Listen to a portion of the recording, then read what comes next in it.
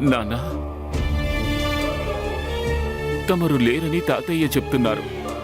కానీ ఇప్పుడు నాకు నా గుండె సవ్వడి ఎంతో వేగంగా వినిపిస్తూ ఉంది. అది నాతో మీరు ఉన్నారు అని చెప్తోంది. నేను అవశ్యం మిమ్మల్ని వెతుకుతాను. విజయనగరంలో ఎటు చూసినా తమరు లేరు అన్నదే నాకు కనిపిస్తూ ఉంది.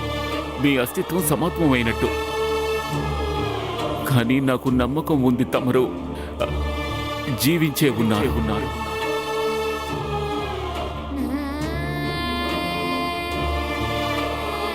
చెడుని తొలగించి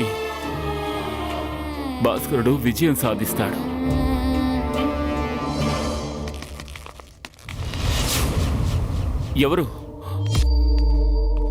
ఎవరక్కడ?